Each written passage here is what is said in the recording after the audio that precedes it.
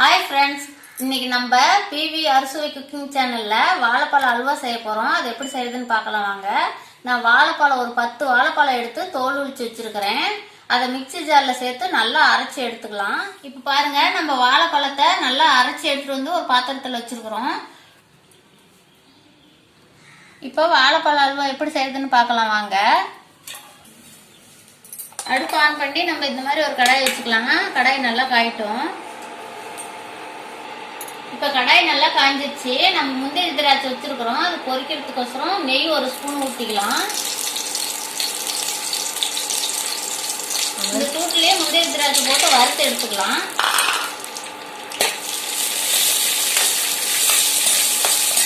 நல்லா வறுபட்டுருச்சுங்க. நம்ம அடுப்பு ஆஃப் பண்ணி இறக்கலாம். இப்ப இது வேற பாத்திரத்துல மாத்திக்கலாங்க.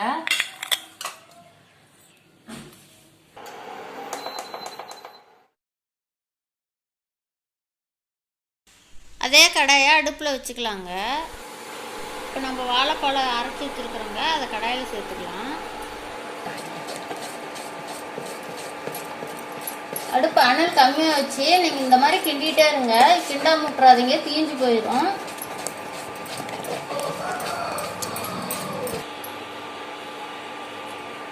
இப்போ இந்த வாழைப்பழத்து கூடயே கொஞ்சம் கொஞ்சமாக நெய் சேர்த்து நல்லா கிண்டிக்கலாங்க.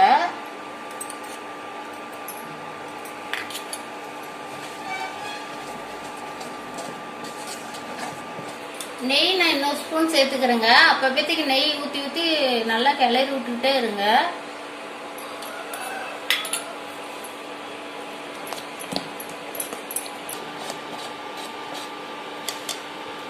இப்போ வந்து இந்த வாழைப்பழத்தோட நம்ம தேவையான அளவு சர்க்கரை சேர்த்துக்கலாம்.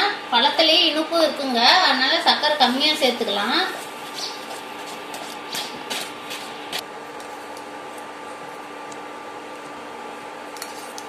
ஒரு ஸ்பூன் நெய் ஊற்றி நல்லா கிளறி விட்டுக்கோங்க.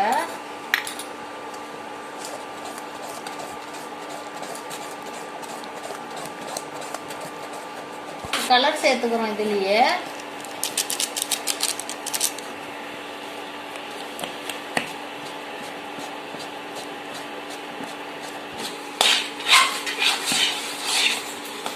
இப்ப பாருங்க, நம்ம வாழைப்பழ அல்வா ஒரு பதத்துக்கு வந்துருச்சு. நம்ம இப்போ வந்து ஏலக்காய் வந்து பொடி செஞ்சு வச்சிருக்கிறோம், அதை சேர்த்துக்கலாம்.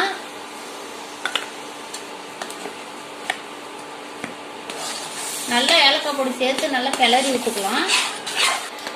இப்போ பாருங்க, நம்ம அல்வா வந்து நல்லா நெய் பிரிஞ்சு இந்த அளவுக்கு வந்துருச்சு. முந்திரி திராட்சை வச்சிருக்கிறோம், இதை சேர்த்து நல்லா கிளறி விட்டுக்கலாம்.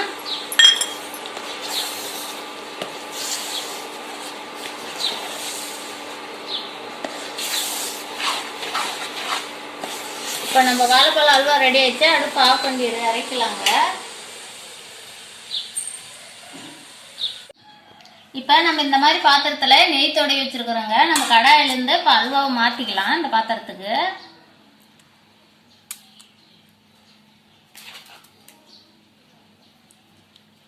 நம்ம அல்வாவை மாத்திக்கிட்டு ஒரு 10 நிமிஷம் நல்லா ஆற விட்டு எடுத்துக்கலாங்க. இப்போ நல்லா நம்ம வாழைப்பழ அல்வா ஒரு 10 நிமிஷம் நல்லா ஆறட்டுங்க. இப்போ நம்ம வாழைப்பழ அல்வா 10 நிமிஷம் நல்லா ஆறிடுச்சுங்க. நம்ம இப்போ கட் பண்ணி எடுத்துக்கலாம்.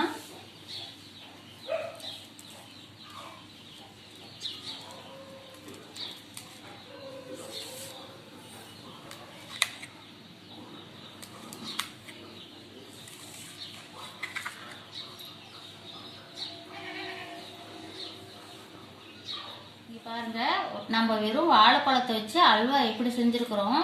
ரொம்ப நல்லா வந்திருக்குது, சாஃப்டாகவும் இருக்குது. நீங்களும் இந்த மாதிரி செஞ்சு பாருங்க, ரொம்ப நல்லா இருக்கும். இந்த வீடியோ பிடிச்சிருந்தா லைக் பண்ணுங்க, கமெண்ட் பண்ணுங்க, ஷேர் பண்ணுங்க. மறக்காம எங்க சேனலை சப்ஸ்கிரைப் பண்ணுங்க.